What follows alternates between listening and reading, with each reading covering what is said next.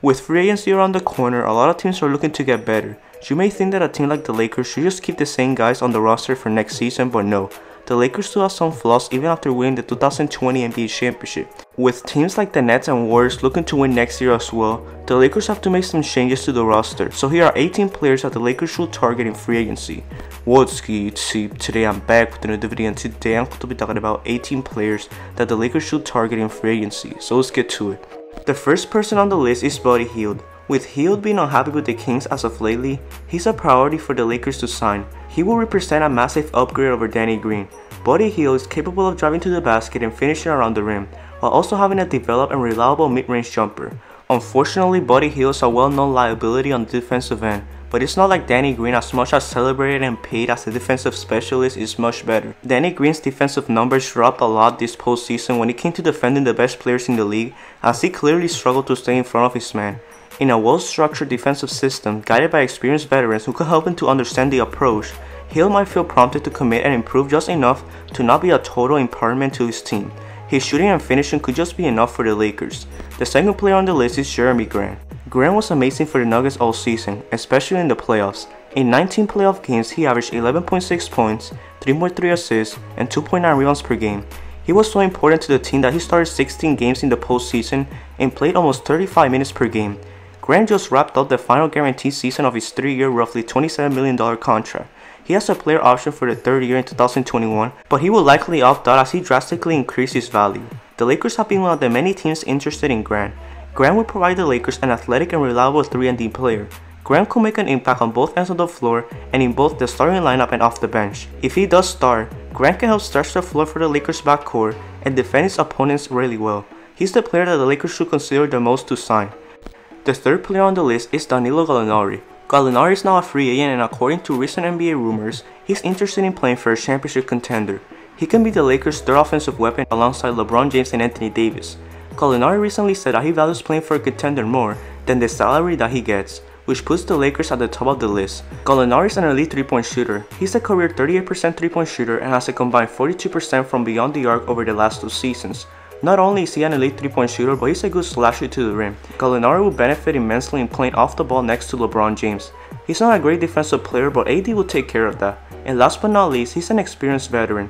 He knows when to take the right shot and when to create a shot for his teammates. This is just the perfect team for Gallinari to sign with. The fourth player on the list is LaVine. LaVine has mentioned in the past that he would love to play with LeBron James, and a dominant big man who attracts double teams and can kick out to open shooters, which is pretty much Anthony Davis. His ability to run the offense or play off the ball make him a perfect fit next to LeBron James and Anthony Davis, and his freakish athleticism will get the staples off their feet on a nightly basis. LaVine is also capable of scoring 20 points a night with ease. He has a smooth jump shot and handles that gives teams trouble every night. He can catch fire and torch teams when he needs to, which will be an important trait for the Lakers to have. He also has an underrated passing game. This season, LaVine averaged 25 points, 4.7 rebounds, 4 assists, and 1.4 steals per game, while shooting 45% from the field and 39% from 3. LaVine could potentially be a great addition to the Lakers, giving them a huge threat from beyond the arc and a very reliable scoring option next to LeBron James and Anthony Davis. If he immediately builds chemistry with both LeBron James and Anthony Davis, Los Angeles will dominate for years to come. The fifth player on the list is DeMar Derozan. Despite the San Antonio Spurs not being able to make the playoffs this past year, DeMar Derozan has still proven himself to be a productive player. If he opts out of his contract, the Lakers could be a possible destination for him.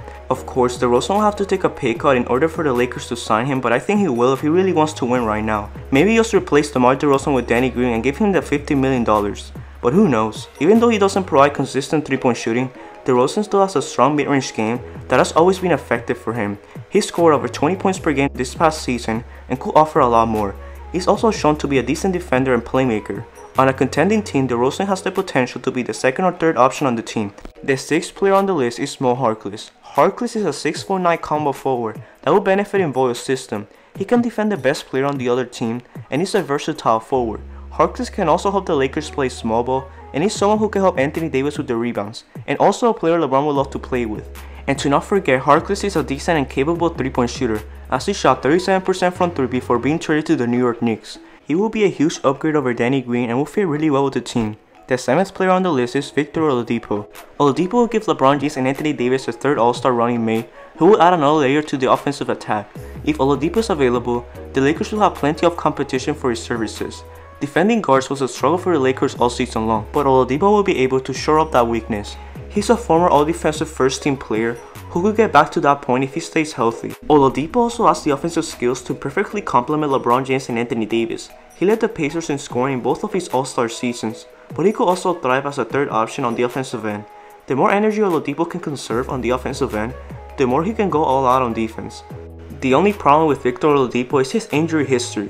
He has been hampered by injuries for a while now, but he will be able to have a fully healthy offseason and focus on getting back to his 2018 form. The benefit of trading for Oladipo is that he has 1 year left on his contract. If the Lakers liked him, they could sign him to a cheaper deal before he plays a single game. If he is truly healthy, it could be a steal for the Lakers. If they were more skeptical and scared to commit to Victor Oladipo, they could let his contract expire and move on after the season. The 8th player on the list is Derrick Rose. Rose was recently rumored to join the Lakers this offseason. If Rondo outside of his contract and doesn't re-sign with the Lakers, Rose could fill that role really well. Rose is nowhere near the dominant force he was prior to his multiple injuries, but he is still a valuable offensive weapon. Last season, Rose averaged 18.1 points per game and 5.6 assists per game, while shooting 49% from the field. He did all that while averaging just 26 minutes of playing time per game. Rose will for sure be a huge impact off the bench for the Lakers with his great offensive abilities. If the Lakers do end up acquiring Derrick Rose, there's little doubt that they only improve their chances of winning the 2021 NBA title. The 9th player on the list is Christian Wood. Now this one is a sleeper. Whoever picks Wood up this offseason if he doesn't re-sign with the Pistons is going to 100% have a steal. Wood had a breakout season with the Pistons in which he averaged a career-high 13 points and 6.3 rebounds on above 55% shooting from the field. Wood is a beast on both ends of the floor and a guy that can pretty much do it all. He's a really young player who can learn from an experienced big man like Anthony Davis, and a guy that can start for the Lakers. His ability to navigate the floor and especially the baseline for someone of his size is insane. He's really fast as a big man and has all the offensive tools you need. Wood proved himself last season that he's capable of averaging like 15 points per game if used properly. The Lakers should for sure consider this and try to sign him. The 10th player on the list is Joe Harris. Joe Harris is the best 3-point shooter available in the market during the 2020 NBA free agency. For the 3rd consecutive year, Harris shot above 40% from downtown and averaged close to 15 points per game for the Brooklyn Nets. Even though the Brooklyn Nets will try to re-sign Harris, the Lakers can find a way to make him a big offer by moving a few other pieces around. Other than just shooting the ball really well, Harris also has underrated defense, as he has locked down some of the best players in the NBA at times. He isn't ball dominant and his playstyle and abilities will suit almost every team in the NBA. The 11th player on the list is Dennis Schroeder. Dennis Schroeder has been an integral part of a surprising Thunder team who almost made the Western Conference semifinals. Even though the Lakers and the Thunder have failed to agree to a deal, the Lakers should still find any alternative ways to sign Schroeder. He will provide instant offense off the bench and can even play as a shooting guard alongside Rondo or Derrick Rose. His ability to shoot the ball really well and score at an efficient rate is what separates him from other six men. If available, try to make a run for Schroeder. The 12th player on the list is Robert Covington. Covington is a lengthy defender in a similar vein to Danny Green, and he will be an upgrade over A.B. Bradley because of his ability to shoot the ball and rebound. Covington can bother outside shooters with his wingspan at 6'7" and can keep up with quicker players on the wing. The Lakers could go big by running more lineups with LeBron James, Danny Green, and Covington all on the floor, flanked by Anthony Davis and Rajon Rondo, or even another big. Covington is also someone who can play off the ball, as he can shoot at a very efficient rate and can help control the rebounds with Anthony Davis. He can guard all positions and will fit perfectly with this Lakers team. The 13th player on the list is Goran Dragic. Dragic could be the ideal six-man to the Lakers if he's interested in leaving. Dragic's ability to create off the dribble for himself and make non-rated 3-point shots is key for the Lakers. To succeed around Davis and LeBron, two ball-dominant players, you have to be able to space the floor, shoot, and be effective without the ball. Dragic can do all those things. He's a career 36.4% shooter from beyond the arc. Goran Dragic almost averaged 20 points for the Miami Heat this postseason, and if Riley lets him go in free agency, the Lakers could take him.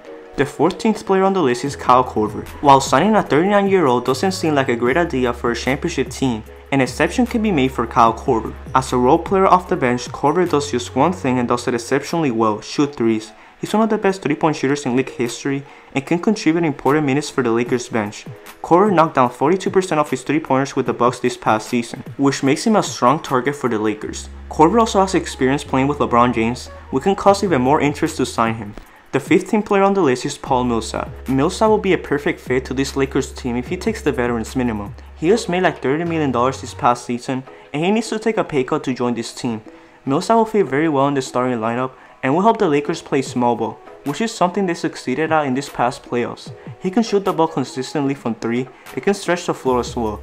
Even at this age, he's still a very reliable defender that will make that Anthony Davis frontcourt unstoppable on defense. If he doesn't re-sign with Denver, the Lakers should definitely target him. The 16th player on the list is Bogdan Bogdanovic. Bogdanovic is another player that can help the Lakers with perimeter shooting.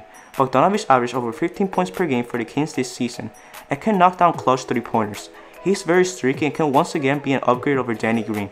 Even though Bogdanovic is a restricted free agent, NBA trade rumors suggest other teams are looking to land him this offseason, and the Lakers should try their luck as well. The 17th player on this list is Davis Bertans. Bertans is another reliable shooter that will help the Lakers a lot. He will provide instant 3-point shooting and will provide really good spacing for his team. He's one of those slept-on players that nobody's really considered signing, so if I'm the Lakers, I would definitely consider taking Bertans. And the 18th and last player on this list is Kelly Oubre Jr. Oubre is one of those players who barely is talked about in the offseason targets, and that's because he will probably stay with the Suns. He had a really good season with the team last season, but he may change his mind. Playing in a team like the Lakers will benefit him the best, and his talents will finally be shown to a larger audience. Oubre is really good on both ends of the floor. He's a very efficient 3-point shooter and he's a very strong finisher as well. His defense is really underrated and will fit perfectly in a defensive-oriented Lakers team. His contract is not even that bad, and he will for sure love to play alongside LeBron James and Anthony Davis. And that concludes the video. What do you guys think of my list? Who do you guys think the Lakers should sign this offseason? Let me know your thoughts down in the comment section below. If you enjoyed this video, be sure to leave a like, subscribe for new, and click the bell to get notified of my future videos. I hope everyone has a great day. Peace out.